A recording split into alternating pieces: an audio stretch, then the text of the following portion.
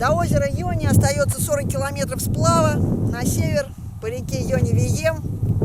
Я думаю, это будет курортный сплав, по крайней мере сегодня. И, может быть, сегодня доплыву, но посмотрим. В общем,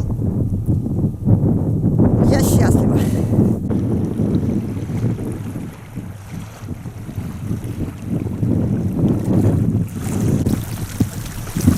По ветру лодку течет, несет так быстро, что иногда вот зашла не туда, аж на мель на длинном перекате наехала. А там вон есть проход.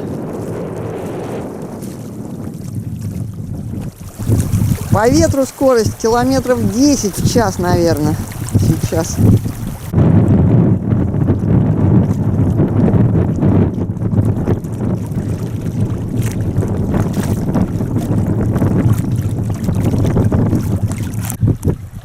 Тут необычное такое место на повороте, скалы. Тут сужение на реке, глубина, струйка за нее, такое улово. Тут может быть голец, надо попробовать. Трофейный он взял на эту блесну, которую подарил мне Володя. На большую блесну, не вертушку. Вот это да, большой голец. Вот на такую блесну с хвостиком.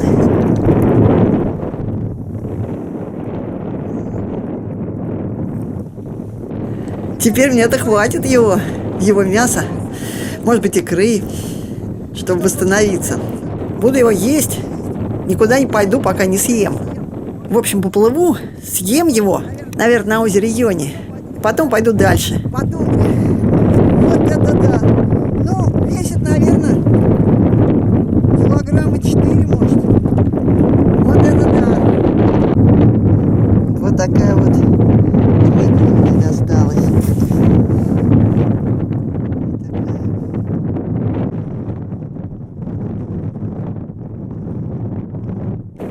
Здесь тоже явно была стоянка.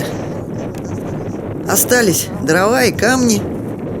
Похоже, недавно здесь стояли оленеводы, наверное. И рыбу ловили тоже. Удобное тут местоположение.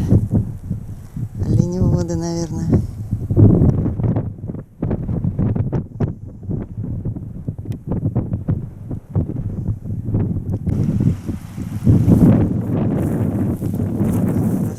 Ничего себе, лишайник. Древний. Первый раз такое вижу. Может быть, здесь могила. Наверное.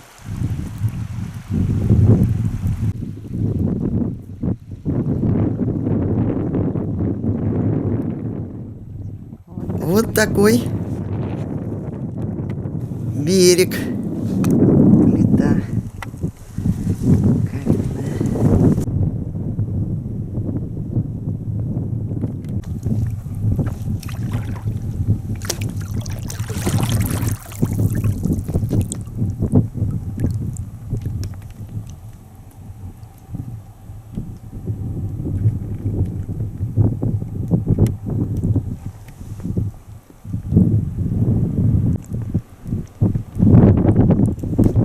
Гора ветров, которая на горизонте, приближается со страшной силой. Под ней лежит озеро Йони. Вокруг простирается широченная тундра, открытая всем ветрам. Только подумал, что все хорошо, только оленей мне мало попадалось в этот раз. И, пожалуйста, вот оно, стадо. Ха! Как я на него выплыла вдруг.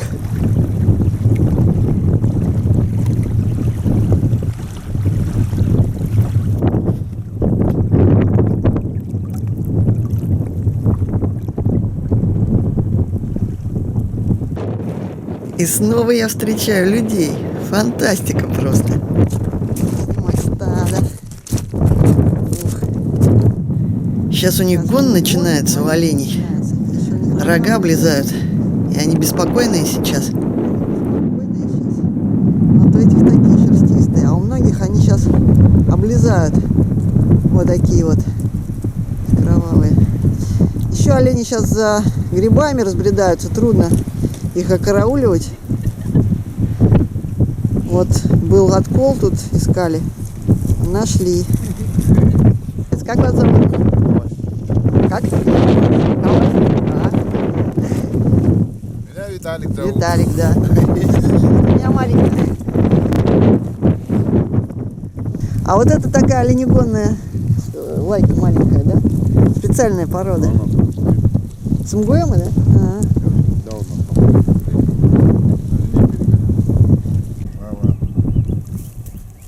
В стаде 2000 с лишним голов. А телят в этом году много? Нормально отел прошел? Ага. Сколько у вас бригад человек? 37.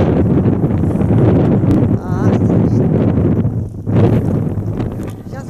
Мне встретилась бригада оленеводов из поселка Лорино. Сейчас они на Литовке. Их еранги стоят за горой, примерно километрах в 20 от этого места. К ерангам и ведет их нынешняя кочевка.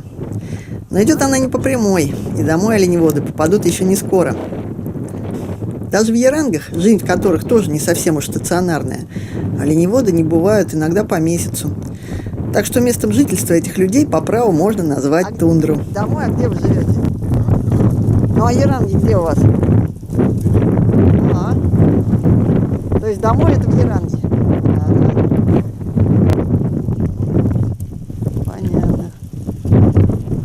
А я слышала, что оленеводы зарплаты 7000, это так? Подняли?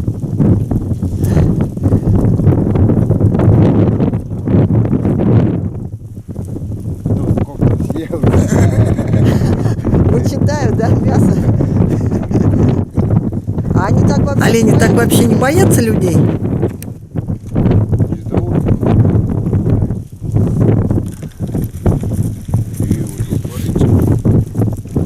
А вот сейчас они сюда идут. Кто их гонит? Вроде там никого нету. Сами идут? А. Овод мешает.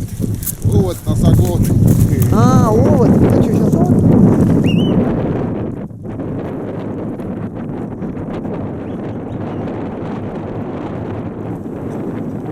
Домашние олени по поведению, по сути, остаются дикими.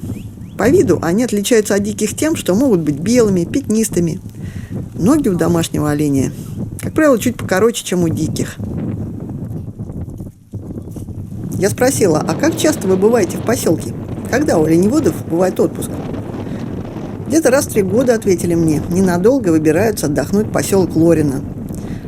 Отпуск у них по очереди. Там у всех есть жилье, обычные квартиры. В тундре вполне можно жить.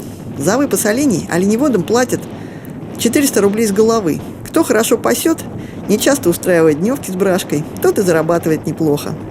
В среднем по округу оленевод имеет 30 тысяч, плюс личные олени. Сейчас, в общем, чукотское поголовье оленей выросло до уровня, что был при Советском Союзе, и стабилизировалось. Во многих местах установлены финские забойные пункты, налажена переработка. Колбаса на выставках стабильно имеет первое место и не имеет в составе сои. Ну а оленину из тушенки мне удалось отведать еще в самом начале путешествия, и воспоминания о ней остались самые лучшие. До сих пор оленеводы используют шкуры оленей для изготовления одежды. В середине августа, на празднике молодого теленка, происходит забой необходимого количества оленей для нужд бригады. Много в день приходится бегать.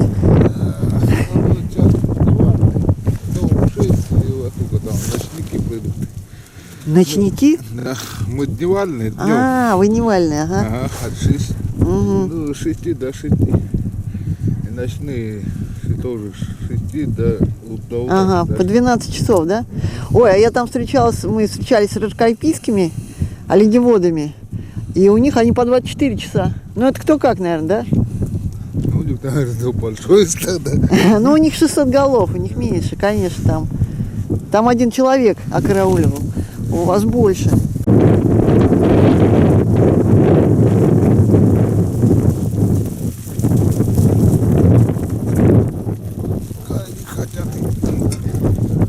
А вот хрюкают, это все или только важенки? Важенки. водитель. А, И сейчас же гон идет. понятно.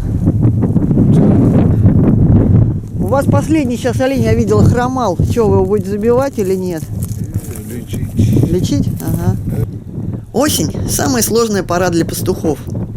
Их задача – контролировать движение стада и не допускать отколов. В погоне за грибами олени за день могут проходить значительные расстояния, но при этом очень поверхностно поедают имеющиеся на этой территории обычные корма.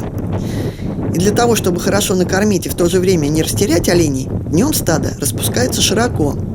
К вечеру стадо собирают, несколько возвращают обратно и выпасают примерно в центре территории, очищенной за день от грибов.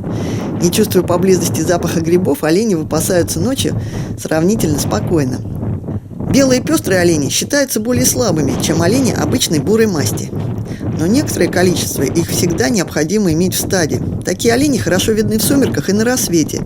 По ним можно определить край стада. Они легко запоминаются, и по их отсутствию пастухи могут узнать об отколе группы оленей и своевременно их разыскать.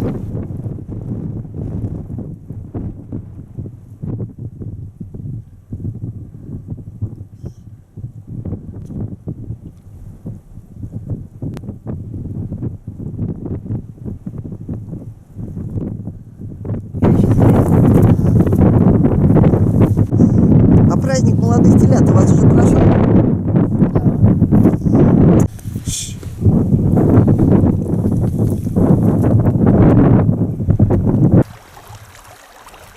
А вон и палатки, с которыми сейчас на литовке кочуют. Вон они вон там.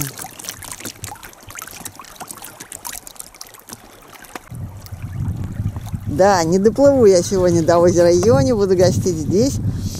Но, как мне сказали, там изба разрушена медведем на озере Йони теперь. Так что туда не обязательно спешить, но правда. Сейчас вот ветер подстих вечером, вообще погода фантастическая. Я такой не припомню. Тепло и нет ветра. Ну, бывает, конечно, но редко. Да, оказалось, такую погоду весь гнус пропал. Ну, как говорят оленеводы, сейчас олени насаждают оводы. А вот она, гора ветров, гора Йони, под которой озеро Йони.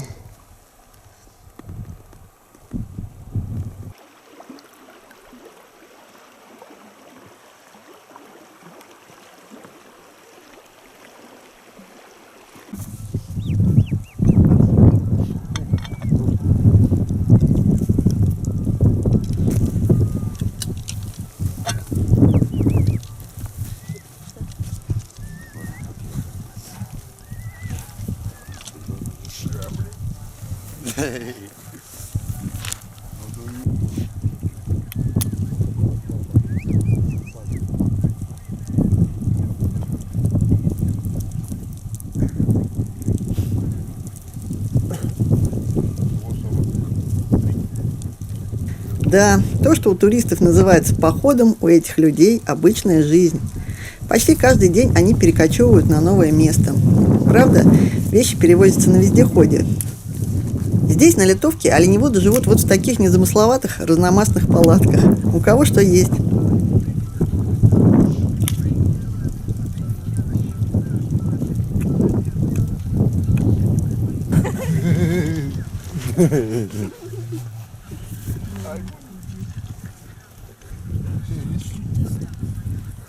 Вот сюда добавь чуть-чуть. А ты где спал? Что я тебя, блядь, найти? Все. Эй, много храп.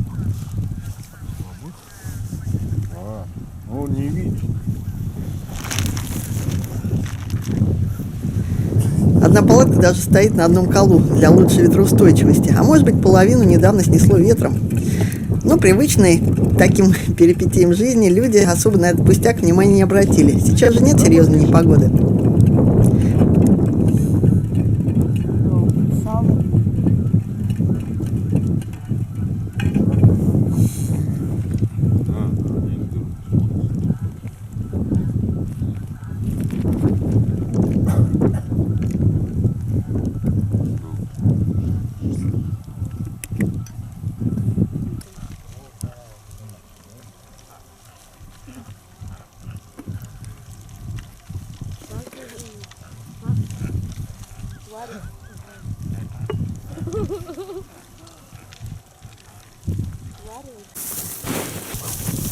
К стаду меня неудержимо тянуло, будто каким-то магнитом.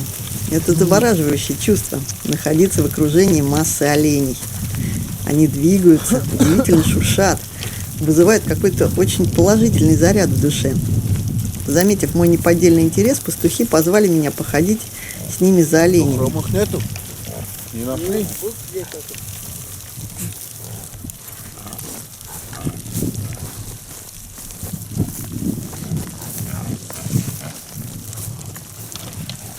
Он не кастрирован, этот Хамай?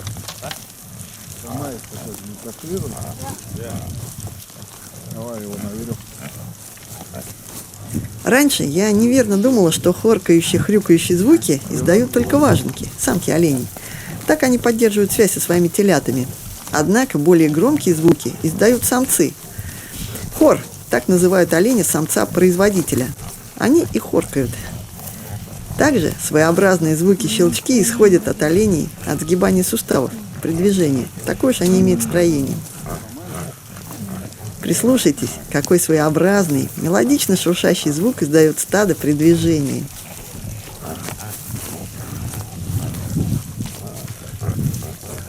Белоносый.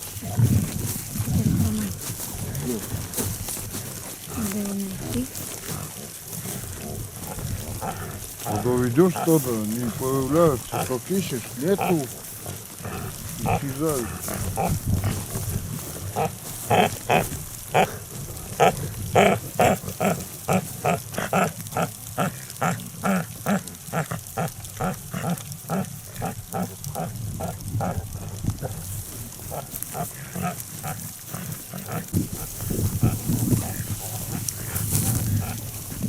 Ищем хромых оленей.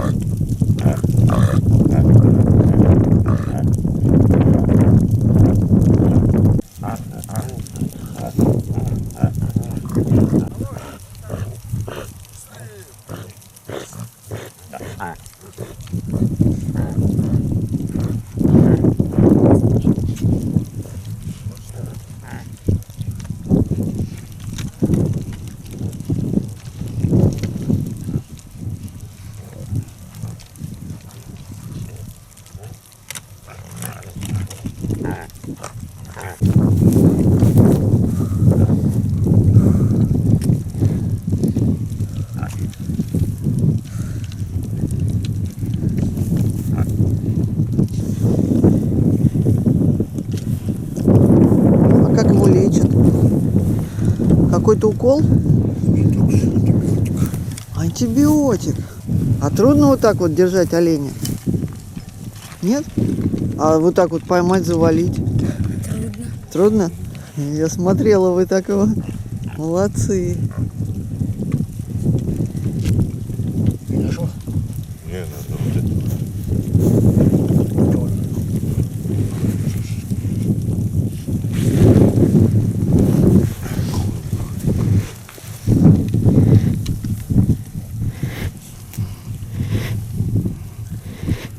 Это они как-то ранятся? Рогами или как? Да, вот так.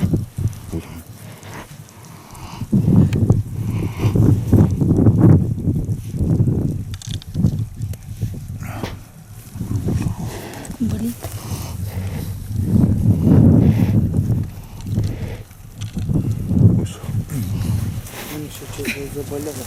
Садите.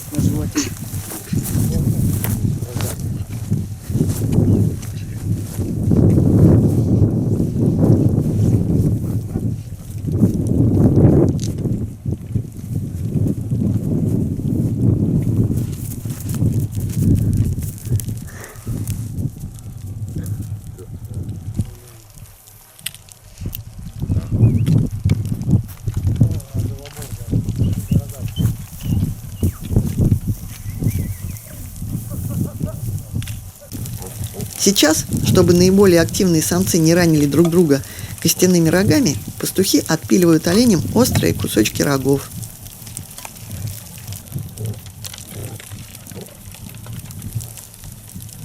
Северные олени – это единственные олени, у которых рога носят и самцы, и самки.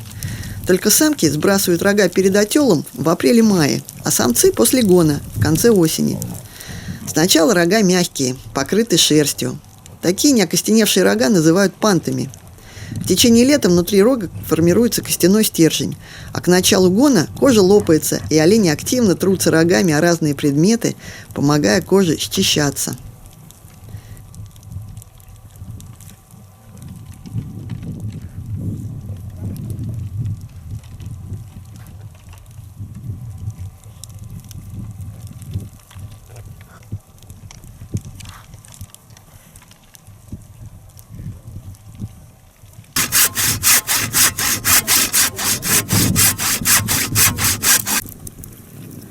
Хоть народу на стоянке и много, но на костре всегда висит только один предмет. Либо кастрюля, либо чайник.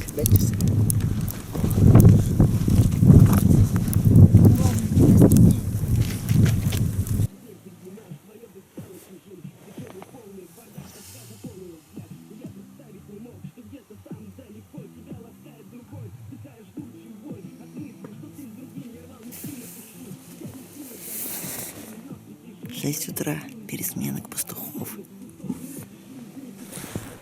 Я ночую в палатке на литовке.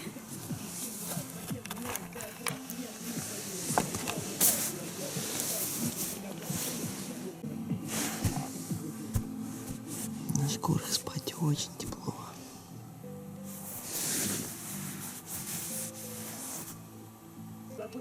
Это вялится рыба. Как пират.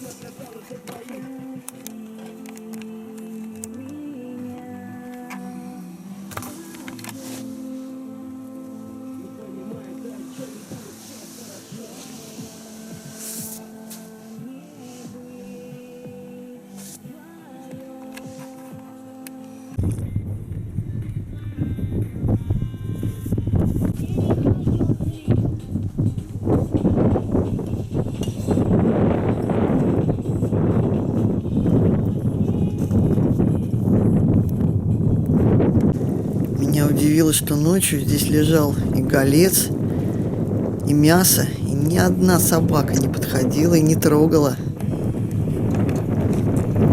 Здесь, на литовке, у оленеводов не было никакой связи. Связь есть в Ярангах, сказали мне, и даже предложили прокатиться на вездеходе туда в гости. Сейчас будем кочевать за стадом. Вездеход вскоре должен был ехать за запчастями. Заманчиво, конечно, было бы снова посетить Яранги, но мне некогда. Теперь я уже спешу. Пока стоит хорошая погода, надо двигаться дальше по маршруту.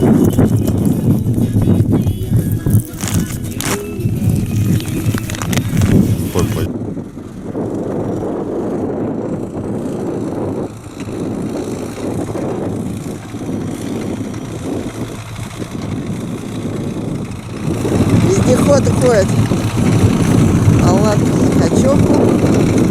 А здесь часть народа остается на поиске оленей.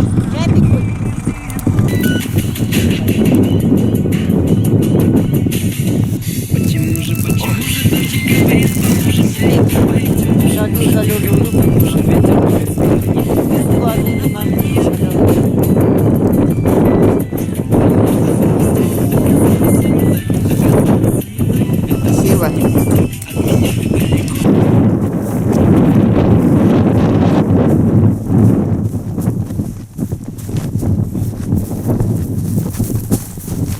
Как лодочка, легкая?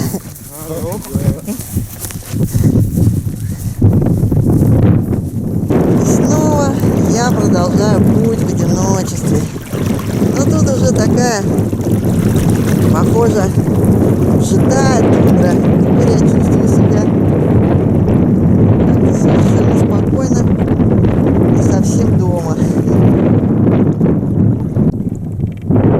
Вот интересное явление, прям вот оттаивает грунт. И здесь такой грязевой поток идет прям.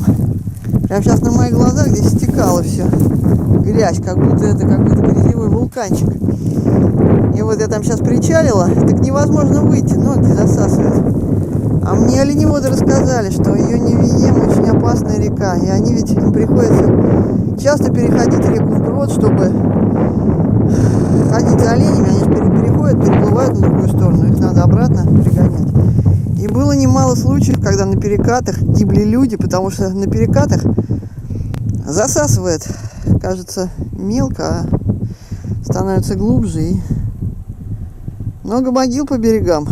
Так что Йонни-Вием вполне преодолимая река вброд, но надо быть аккуратным. Вот, на глазах оседает, ползет грунт. Солнцем нагревается, мерзлота вечно оттаивает. И вот такие мини-сели потоки образуются. Да. Вот так вот. На наших глазах геологические процессы происходят. Ну вот, давно не видела медведей. Тут медведь с медвежатами появился. Хорошо, ветер сейчас на них. И они на той стороне реки далеко.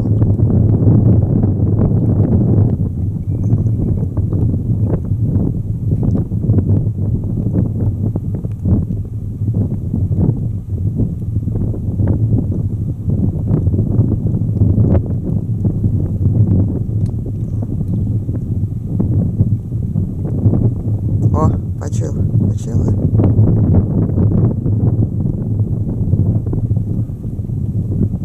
Сейчас все.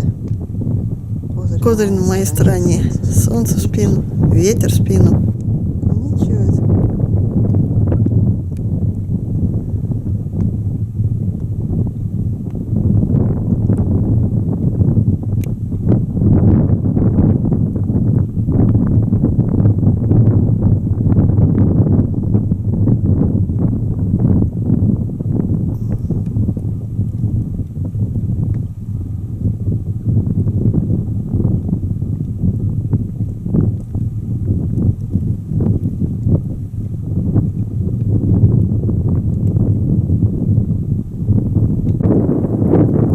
Решила понаблюдать, что она там делает.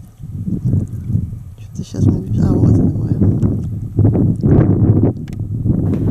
Сначала подумала, что медведи разрывают норы евражек, но они в основном роют корни, съедобные корешки.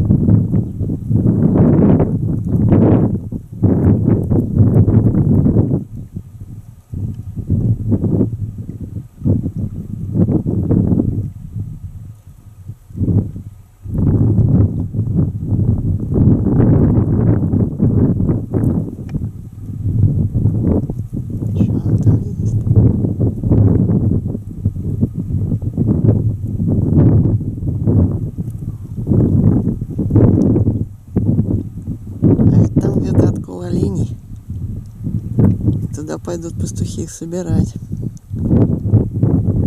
Может, там на линии есть.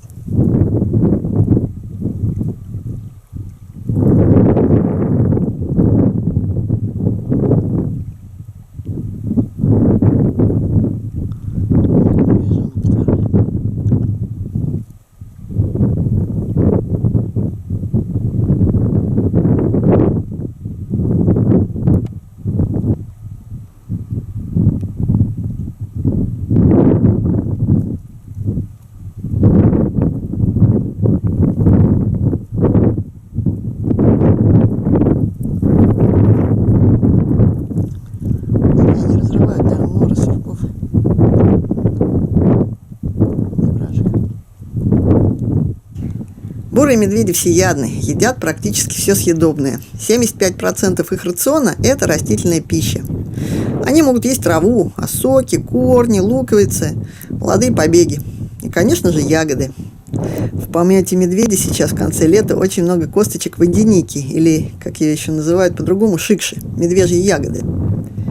Едят медведи и насекомых, и грибы, а также мышей, сусликов, сурков, ну и других роющих животных. Они разрывают их норы.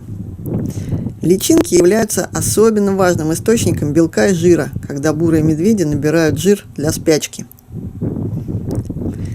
Бурый медведь обладает многими любопытными повадками и особенностями характера. И прежде всего стоит отметить упрямую настойчивость, какой медведь добивается осуществления своих планов вообще, и в частности касающихся, например, добывания пропитания.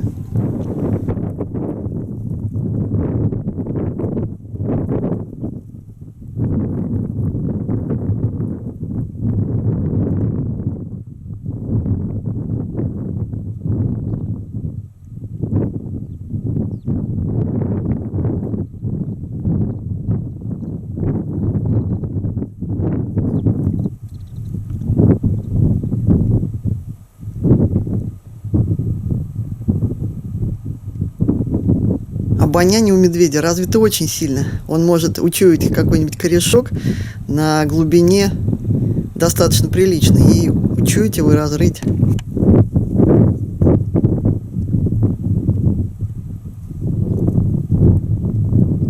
корешки. Что он едят?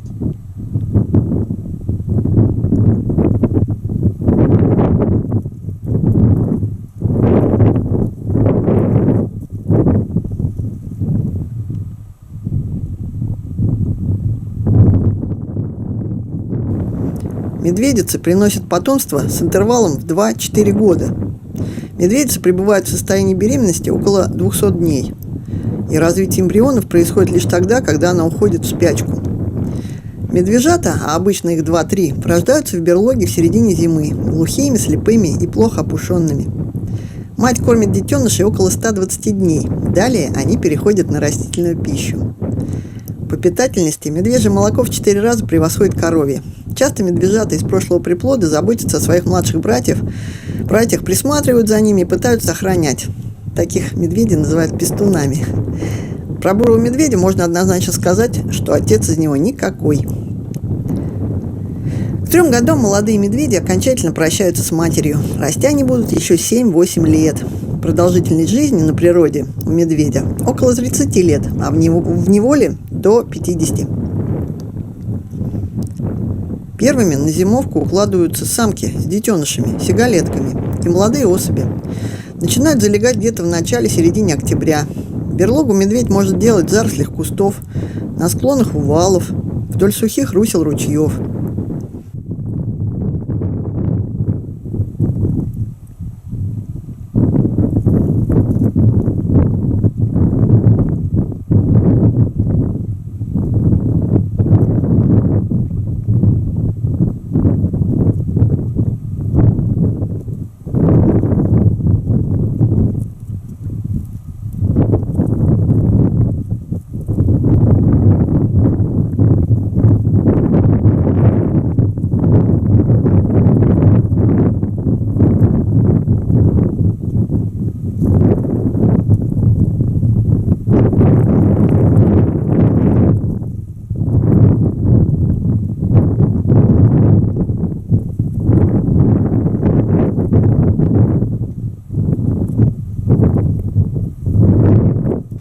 Удивительно наблюдать, с какой рьяной прытью медведь разрывает даже какой-нибудь маленький корешок.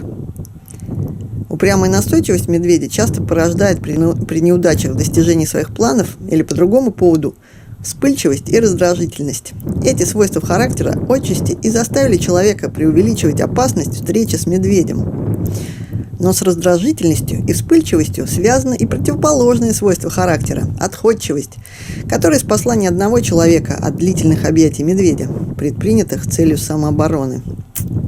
Влияние испуга в значительной мере зависит именно от того, заметил ли медведь человека или другую опасность заблаговременно или внезапно. От внезапного испуга у медведя может случиться резкое опорожнение кишечника, так называемая медвежья болезнь. Ну и, конечно, от испуга у медведя могут проявиться и нехорошие черты характера.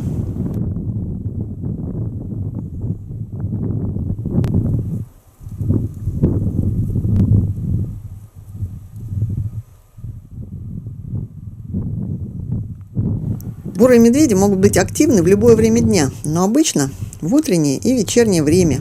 Отдыхают они днем. В течение сезона бурый медведь может передвигаться на сотни километров. Вот они, далеко. Тут ширина реки, наверное, метров 50, а может и больше. И вот гора Йони, до которой я все никак не доплыву. Погода, конечно, на удивление. И ветер попутный, и солнце. Удивительно. Сейчас бы плыть, но так не хочется спешить. А медведицу до сих пор видно. Так они там и пасутся, но далеко сейчас. Я же отплыла там на склоне на этом. Даже не знаю, видно будет на камеру. В бинокль-то я их вижу. А вот они. Вот они гуляют, родимые. О, их 3 медвежонка-то, а я только 2 там видела.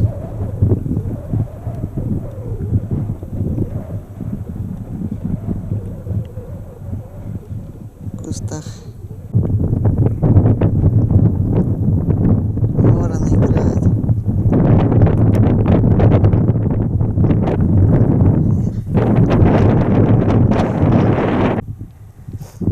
Какая же все-таки красота в природе настала, благодать. У меня такое впечатление, что только сейчас лето наступило. Тьфу-тьфу-тьфу. Они паслись, и почему-то вдруг побежали. А вот опять затормозились.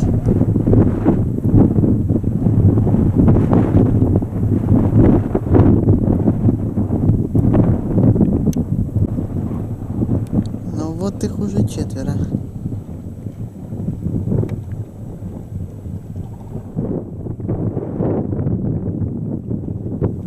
Заметил, откуда 4-й появился.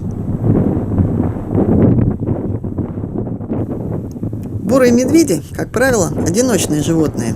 Только иногда медведи могут собираться в большом количестве на крупных источниках пищи в форме семьи, кормовой группы, с различными медведями по возрастам. Вот основная бригада уже перекочевала на новое место. Сейчас хочу их предупредить, что рядом медведица ходит.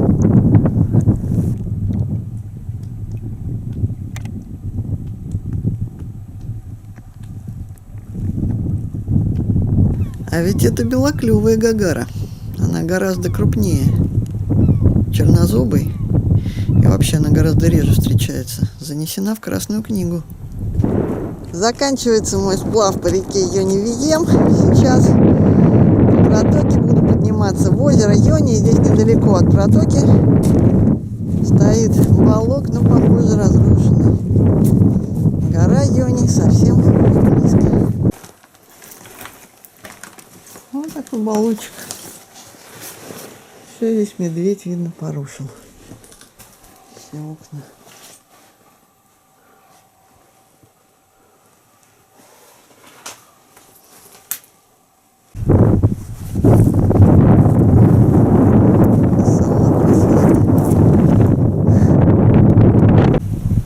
Попутный ветер просто загоняет меня в протоку.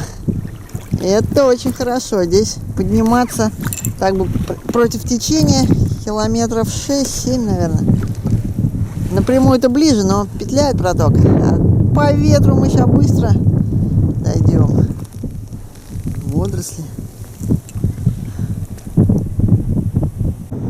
Что-то я немножко сомневаюсь. То ли это протока. Это карельский вариант. Иногда так мягко наезжаю на камушки. Удивительное место, необычное. Ошиблась немножко в ориентировании, пришлось вернуться. Вот, только под этим крутым берегом, там приток был. Вот метров 200, и вот она протока. Многоводная, более широкая. Вот это уже правильная. Вот по ней сейчас я и попаду в озеро. Вон она. Ну, не как река по ширине, чуть поуже, но все-таки очень широкая. Да, протока местами оказалась маловодной, вот уже иду бичевой временами. Протягиваю лодку. Ну, надеюсь, может быть, будут участки не такого сильного течения. Посмотрим. Ну вот протока расширяется, уже течения нету. Правда, мелкая, но впереди уже ширь. Там где-то озеро. Да, вдоль протоки берега сразу какие-то неуютные. Не пообедаешь нормально, кустов нету таких уж. Да, часа 2 уже пробираюсь по этой речке. Замучилась. Видно уже перевал базы озера Йони. Она прямо там у берега стоит уже. Тут вроде по протоке осталось всего ничего. Но тянет уже напрямую по тундре выходить, чем... И снова по протоке против течения. Вот я и достигла озера Йони, озеро горы ветров. Под вечер, здесь почти штиль, хорошая погода.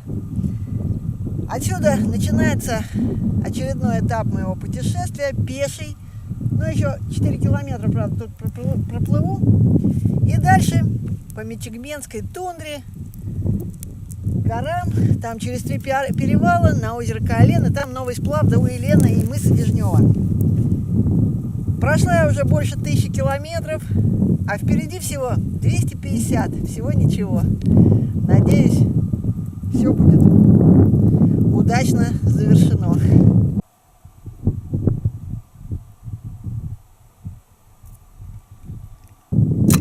Долго пробиралась этой протокой что-то.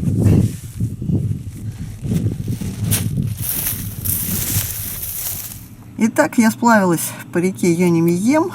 Вот отсюда примерно, от озера Наврак. И вот в этом месте протока из озера Йони-Вием. Я поднялась против течения в озеро. Тут перевал база обозначена, разрушенный домик. И теперь мне предстоит пересекать на восток большое пространство вот это вот Мичигменской тундры. Здесь показана дорожка вездеходная. Посмотрим, что будет. Это в следующей серии.